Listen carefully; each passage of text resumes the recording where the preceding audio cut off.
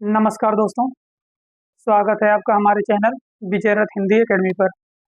कल की क्लास में आजकल के जो लास्ट कवि थे उनके बारे में हम लोगों ने चर्चा किया था, अमीर खुसरो के बारे में। और आज ये आजकल की लास्ट क्लास होगी और आज के बाद अगली क्लास में हम लोग देखेंगे भक्ति काल। तो देखते हैं आजकल में कुछ गद्य साहित्य भी रचे गए, उन गद्य साहित्य के बारे में हम थोड़ा सा आपसे चर्चा कर लेते हैं। जो भी जानकारियाँ उपलब्ध हैं उसे हम देख लेते हैं। बढ़ते हैं अपने क्लास की ओर। क्या देख रहे हैं हम लोग? गद्य साहित्य। क्या देख रहे हैं हम? गद्य साहित्य। गद्य साहित्य में हम क्या देखेंगे? पहला कौन सा है? पहला गद्य जो मिलता है हमें आदिकाल के अंतर्गत वो मिलता है उद्यतन सूरी द्वारा रचित कुवलयमाला कथा। क्या मिलता है? कुवलयमाला कथा। कुवलयमाला कथा की समय क्या है? 9वीं सदी। समय सीमा क्या है इसकी? 9वीं सदी। अच्छा, कुवलयमाला कथा अपनी भाषा के कारण चर्चित रहा है। चर्चा में क्यों आया ये कुवलयमाला कथा? तो कुवलयमाला कथा जिसके रचनाकार उद्यतन सूरी हैं और 9वीं शताब्दी इसका समय है, यह चर्चा में क्यों आया? कि अपनी भाषा के कारण चर्चा में आया। आगे बढ़ते हैं। अगला जो ग्रंथ मिलता है वो है राउलवेल। राउलवेल जो है इसके रचनाकार कौन है? तो रचनाकार इसके रोड़ा कवि है। कौन है? रोड़ा कवि। राउलवेल के रचनाकार रोड़ा कवि हैं। समय क्या है इसका? तो इसकी जो समय सीमा निर्धारित की गई वो 10वीं सदी निर्धारित की गई। यह एक शिलांतरित कृति है। गद्य पद्य मिश्रित चंपू काव्य भी है यहाँ। और हिंदी में नक्सिक वर्णन की परंपरा का जो आरंभ मिलता है वो हमें रोड़ा कवि की रचना राउलवेल से ही मिलता है, इसी से। और इसमें राउल नामक नायिका का नक्सिक वर्णन किया गया है। जो नक्सिक वर्णन की परंपरा हमें हिंदी में मिलती है उसका आरंभ कहाँ से होता है? तो उसका जो आरंभ है वो राउलवेल नामक ग्रंथ से होता है। ये क्वेश्चन पूछा भी जा चुका है, हिंदी में कई बार आ चुका है। हिंदी में नक्सिक वर्णन परंपरा का आरंभ किस ग्रंथ से होता है? तो हमें बताना होता है कि हिंदी में नक्सिक वर्णन की परंपरा का आरंभ राउलवेल नामक ग्रंथ से होता है। अच्छा, राउलवेल की समय सीमा क्या है? कभी कभी जो है ये आ जाते हैं क्रमबद्ध करने के लिए भी। उद्यतन सूरी का ये कुवलयमाला कथा हो गया, राउलवेल हो गया, उक्ति व्यक्ति प्रकरण हो गया। इस प्रकार के जो भी गद्य साहित्य के ग्रंथ हैं वो कभी कभी क्रमबद्धता के लिए भी पूछ लिए जाते हैं। तो हम लगभग इनको क्रम से ही देख रहे हैं। तो कुवलयमाला कथा उद्यतन सूरी 9वीं शताब्दी अपनी भाषा के कारण चर्चित रहा। और ये जो है राउलवेल 10वीं शताब्दी समय है, शिलांतरित कृति है, गद्य पद्य मिश्रित है, एक चंपू काव्य है। राउल नामक नायिका का इसमें नक्सिक वर्णन किया गया और हिंदी में नक्सिक वर्णन परंपरा का जो आरंभ किया गया, या सर्वप्रथम जो हिंदी में नक्सिक वर्णन परंपरा की गई वह जो है किस ग्रंथ से हुई? इसी राउलवेल से होती है। बढ़ते हैं अगले ग्रंथ की ओर। गद्य साहित्य के अंतर्गत हम जो अगला ग्रंथ देखने वाले हैं वो है उक्ति व्यक्ति प्रकरण। क्या है? उक्ति व्यक्ति प्रकरण। और उक्ति व्यक्ति प्रकरण के रचनाकार कौन है? इसके रचनाकार हैं हमारे दामोदर शर्मा। कौन है? दामोदर शर्मा। नोट करेंगे अगला ग्रंथ नंबर 3 पे, उक्ति व्यक्ति प्रकरण। उक्ति व्यक्ति प्रकरण। रचनाकार इसके कौन है? देखेंगे, रचनाकार है इसके दामोदर शर्मा। कौन है? दामोदर शर्मा। अच्छा, जो उद्यतन सूरी का था वो 9वीं शताब्दी में था। राउलवेल जो हमारा ग्रंथ अभी हम पढ़े वो 10वीं शताब्दी में था। और ये जो उक्त व्यक्त प्रकरण है इसकी समय सीमा क्या है? देखेंगे क्या है इसकी जो समय सीमा है वो 12वीं सदी है। क्या है? 12वीं सदी। ठीक है। उक्त व्यक्ति प्रकरण रचनाकार कौन है? दामोदर शर्मा है। समय सीमा क्या है इसमें? या जो है 12वीं सदी में आता है। अच्छा, ये एक व्याकरण शास्त्र का ग्रंथ है। क्या है? या व्याकरण शास्त्र पर आधारित है, या सीधे सीधे हम लिखेंगे व्याकरण शास्त्र है।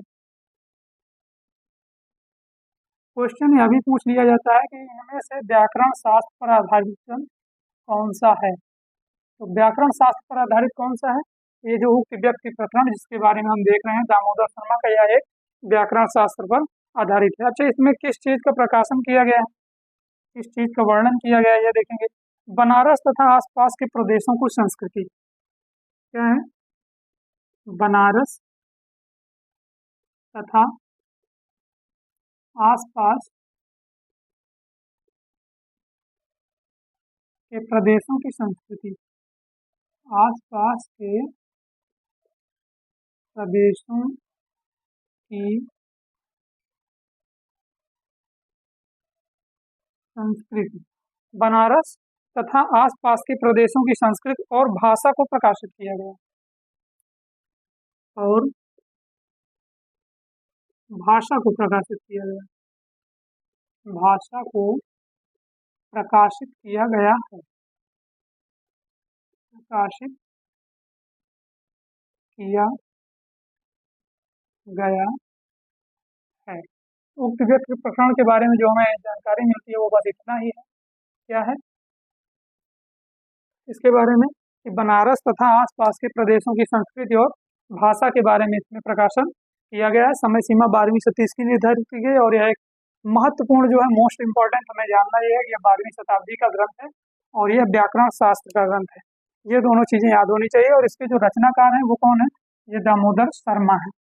बाकी ये चीज गौण रूप में हम याद कर लेंगे कि बनारस तथा आसपास के प्रदेश की संस्कृति और वहाँ की भाषा का चित्रण किस ग्रंथ में किया गया, तो याद रखेंगे बनारस के आसपास संस्कृति और भाषा का चित्रण जो किया गया वो उक्त व्यक्ति प्रकरण में किया गया है। ठीक है, बढ़ते हैं अगले ग्रंथ की ओर। हमारा जो अगला ग्रंथ है वो है वर्ण रत्नाकर। नंबर 4 पे देखेंगे क्या है, वर्ण रत्नाकर।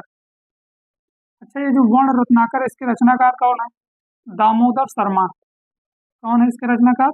इसके रचनाकार है ना ना दामोदर शर्मा तो प्रकरण के। इसके रचनाकार ज्योतिरीश्वर ठाकुर है। दिमाग में दामोदर शर्मा चल रहे हैं। वर्ण रत्नाकर, रचनाकार कौन है इसके? ज्योतिरीश्वर ठाकुर। लिखेंगे हम ज्योतिरीश्वर, ज्योतिरीश्वर ठाकुर किसके रचनाकार हैं? वर्ण रत्नाकर के। देखेंगे इसके बारे में हम महत्वपूर्ण बिंदुओं को। समय सीमा क्या इसकी? 14वीं शताब्दी, 14वीं शताब्दी। सबसे पहले हम लोगों ने क्या देखा था? कुवलयमाला कथा को देखा था। वो कब था? 9वीं शताब्दी में था। राउलवेल कब था? 10वीं शताब्दी में था। उसके बाद हमने व्याकरण शास्त्र देखा, उसके व्यक्ति प्रकरण वो कब है? वो 12वीं शताब्दी में। और ये वर्ण रत्नाकर जो हम देख रहे हैं ज्योतिरीश्वर ठाकुर का, ये कब है? ये है 14वीं शताब्दी में। बढ़ते हैं आगे।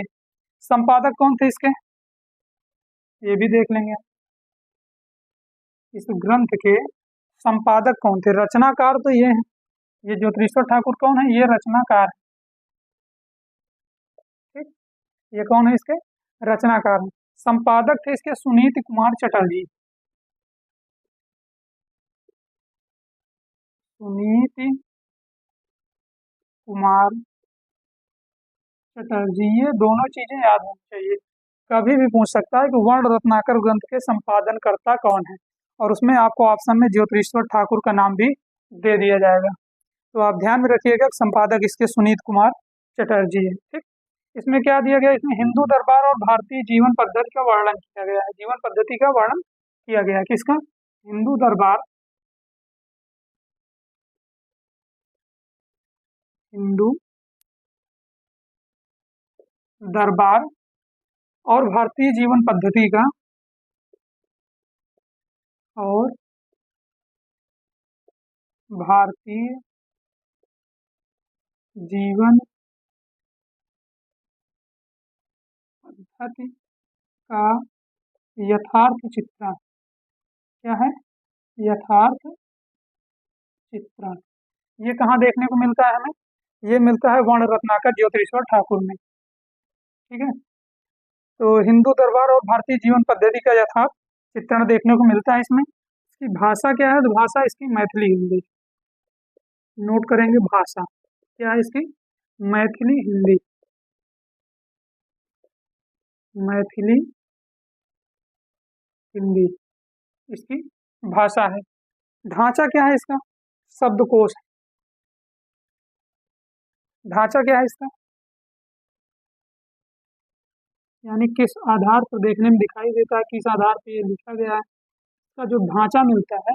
वैसे तो जो किताबों में दिया गया है, दिया कि इसका ढांचा शब्दकोश सा प्रतीत होता है। क्या दिया गया? इसका ढांचा शब्दकोश सा प्रतीत होता है। लेकिन ये हम लोग शॉर्ट में लिखेंगे, ढांचा इसका कैसा है? शब्दकोश के समान। शब्दकोश, शब्दों की डायरी, शब्दकोश के समान। ठीक, ढांचा कैसा है इसका? शब्दकोश के समान। तो वर्ण रत्नाकर रचनाकार कौन है? ज्योतिरीश्वर ठाकुर हैं। 14वीं शताब्दी इसकी समय सीमा है। संपादक इसके सुनीत कुमार चटर्जी हैं। हिंदू दरबार भारतीय जीवन पद्धति, किस चीज का चित्रण किया गया इसमें? एक तो हिंदू दरबार का है, दूसरा भारतीय जीवन पद्धति का यथार्थ चित्रण किया गया है। भाषा क्या है? भाषा इसकी है मैथिली हिंदी। क्या है? मैथिली हिंदी। ढांचा कैसा प्रतीत होता है? शब्दकोश के समान प्रतीत होता है। ऐसा लगता है कि ये शब्दकोश की तरह लिखा गया ग्रंथ है। तो जो हमारे गद्य ग्रंथ थे वो यही चार मिलते हैं आदिकाल के अंतर्गत। तो क्या था? सबसे पहले हमने पढ़ा कुवलयमाला का था, 9वीं शताब्दी, वह जो अपनी भाषा के कारण चर्चा में रहा। राहुल वेल देखा हमने, रोड़ा कवि का, जो 10वीं शताब्दी में आता है। गद्य पद्य मिश्रित चंपू काव्य था। और जो है हिंदी में नक्शिक वर्णन परंपरा का आरंभ उसी से होता है, और वो शिलांकृत कृति थी। और उसके साथ साथ क्या कहते हैं कि राहुल नामक नायिका का नक्शिक वर्णन सबसे पहले उसने किया गया था। उसके बाद हमने 3 नंबर पे देखा उक्ति व्यक्ति प्रकरण दामोदर शर्मा का, 12वीं शताब्दी में आता है, व्याकरण ग्रंथ है। बनारस आसपास के प्रदेशों की संस्कृत और भाषा का चित्रण इसमें किया गया है। वर्ण रत्नाकर ज्योतिश्वर ठाकुर का, 14वीं शताब्दी। रचनाकार कौन है? ज्योतिश्वर ठाकुर हैं। संपादक सुनीत कुमार चटर्जी हैं। ये आप जरूर ध्यान रखेंगे, संपादक सुनीत कुमार चटर्जी। ढांचा कैसा है? शब्दकोश के समान है। हिंदू दरबार भारतीय जीवन पद्धति, इन्हीं दोनों का यथार्थ चित्रण किया गया। भाषा इसकी मैथिली हिंदी है। तो ये जो गद्य साहित्य था हमारा आदिकाल के अंतर्गत वो हुआ समाप्त। और 3-4 लाइन और बची हैं, इसके बारे में कुछ अन्य महत्वपूर्ण तथ्यों को हम देख लेंगे आदिकाल के बारे में, और उसके बाद आदिकाल को आज करते हैं समाप्त। एक आप हेडिंग डालेंगे, अन्य महत्वपूर्ण तथ्य। क्या डालेंगे? अन्य महत्वपूर्ण तथ्य। अन्य महत्वपूर्ण तथ्य नंबर 1 पे देखेंगे आदिकाल के अंतर्गत प्रथम बावनी काव्य क्या कौन सा था? क्या था? देखेंगे प्रथम बावनी काव्य। प्रथम बावनी काव्य, प्रथम बावनी काव्य कौन सा है? मातृका प्रथमाक्षरा दोहरा। क्या नाम है इसका? मातृका प्रथमाक्षरा, मातृका प्रथमाक्षरा दोहरा, है ना? मातृका प्रथमाक्षरा दोहरा। रचनाकार कौन है? पृथ्वी चंद्र। पृथ्वी चंद्र। ठीक। प्रथम बावनी काव्य क्या है? मातृका प्रथमाक्षरा दोहरा। रचनाकार कौन है? पृथ्वी चंद्र। डिंगल शब्द का सर्वप्रथम प्रयोग। नंबर 2 पे देखेंगे क्या? डिंगल शब्द का सर्वप्रथम प्रयोग, सर्वप्रथम प्रयोग हुआ। डिंगल शब्द का, किसका? डिंगल। डिंगल शब्द का सर्वप्रथम प्रयोग हुआ, किसमें हुआ? कुका विभक्ति में। किसमें हुआ था? कवि बत्तीसी। कुका विभक्ति एक ग्रंथ है। ठीक। डिंगल शब्द का सर्वप्रथम प्रयोग किसमें हुआ? कुका विभक्ति में हुआ। ये रचनाकार कौन? इसके बांकीदास। क्या नाम है रचनाकार का? बांकीदास। बांकीदास इसके रचनाकार है। संवत 1817 इसकी समय सीमा है। समय सीमा क्या है? संवत में है 1718, 1817, संवत 1817, विक्रम संवत 1817, या इसको हम ईस्वी में चेंज कर लेंगे 1760 ईस्वी। कितना? 1760 ईस्वी। ठीक। अच्छा, ईस्वी में चेंज करने के लिए क्या करेंगे? संवत से -57 कर देते हैं। संवत से जो हम क्या करते हैं, इसमें से -57 कर देंगे, जो आएगा वही जो है क्या हो जाएगा हमारा? ईस्वी सन हो जाता है। ठीक। आप इसको माइनस करके देख लेंगे।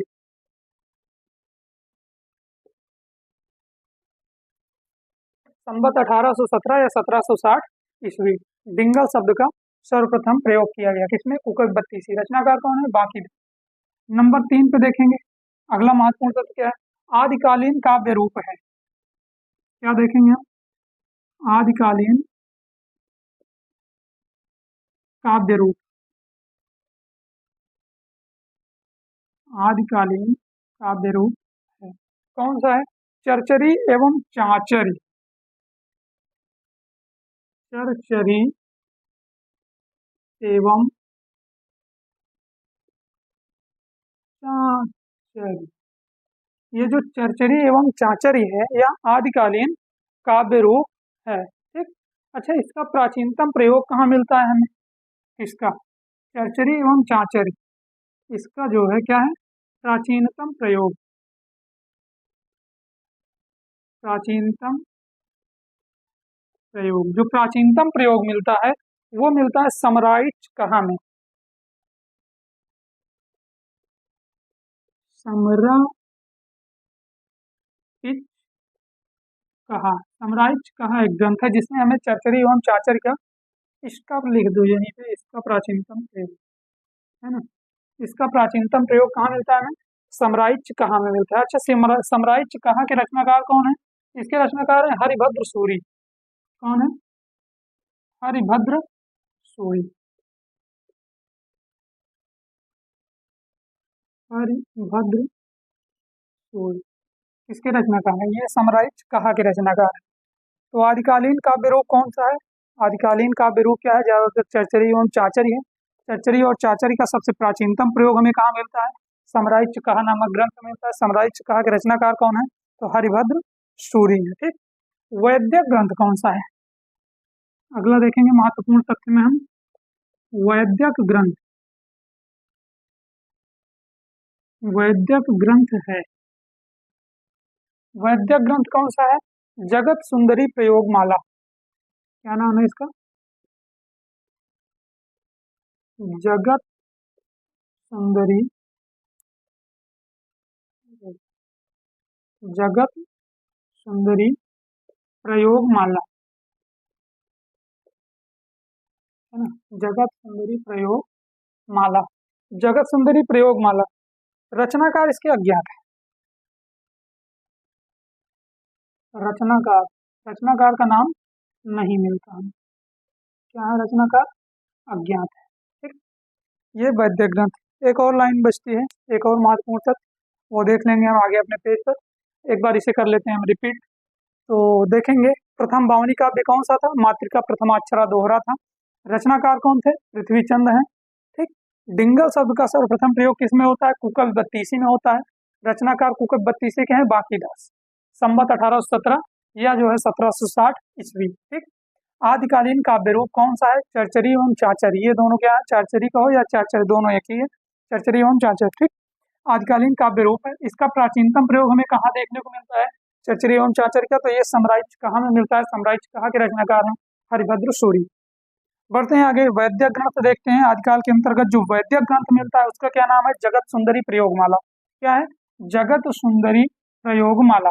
जगत सुंदरी प्रयोगमाला के जो रचनाकार हैं वो अज्ञात है।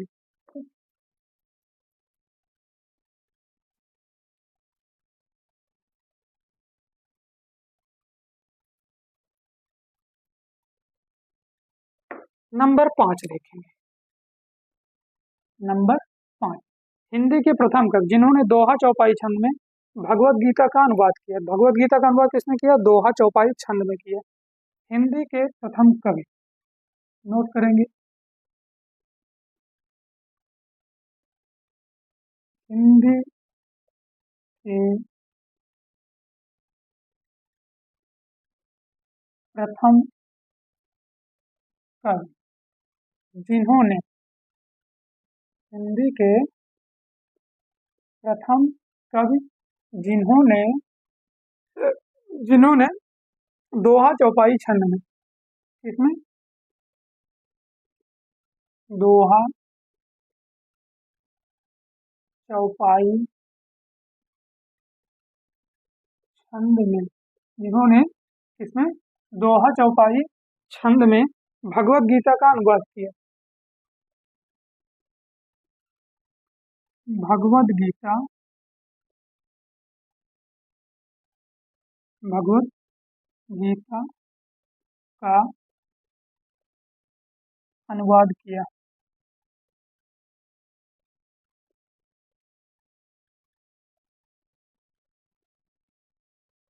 ठीक, दोहा चौपाई छंद में हिंदी का प्रथम कवि जिन्होंने दोहा चौपाई छंद में भगवत गीता का अनुवाद किया, कौन थे? कवि भूआल।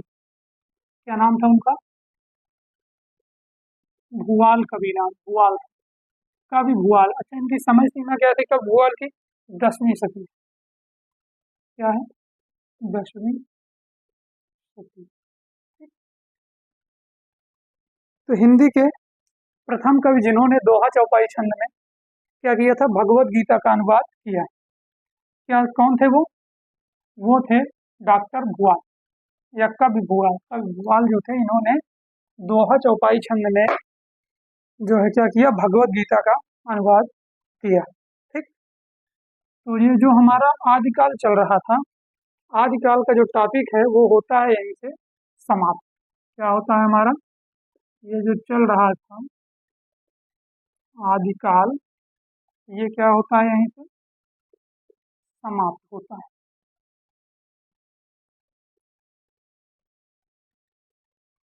ठीक है। अब हम अगली क्लास में अपने देखेंगे भक्ति काल के बारे में। तो जो आदिकाल का टॉपिक था वो आज आपका समाप्त हो चुका है। कल हम देखेंगे भक्ति काल के बारे में, भक्ति काल का उदय कैसे होता है, क्या क्या उसमें बाधाएं रही, क्या क्या महत्वपूर्ण बिंदु रहे, इन सब के सब बारे में हम चर्चा करेंगे। तो आदिकाल आप लोगों ने पूरा पढ़ लिया है। आदिकाल के बारे में जो भी जानकारी आपको मिली है, जो हमने दिया, वो आपको कैसी लगी, और मेरी मेहनत कितना ज़्यादा सार्थक हुई, कितना आप लोगों की हेल्प कर सका, क्लासेस कैसी लगी, इन सब के बारे में आप लोग कमेंट में ज़रूर बताइएगा, जिससे कि मेरा भी हौसला बढ़ता रहे। और अगर क्लासेज और ये जानकारियाँ अच्छी लग रही हो तो भाई लाइक, शेयर और सब्सक्राइब भी करते रहिए, जिससे कि हम भी मोटिवेट होते रहें। तो मिलते हैं भक्ति काल के साथ अगली क्लास में। तब तक के लिए लेते हैं आपसे विदा। धन्यवाद।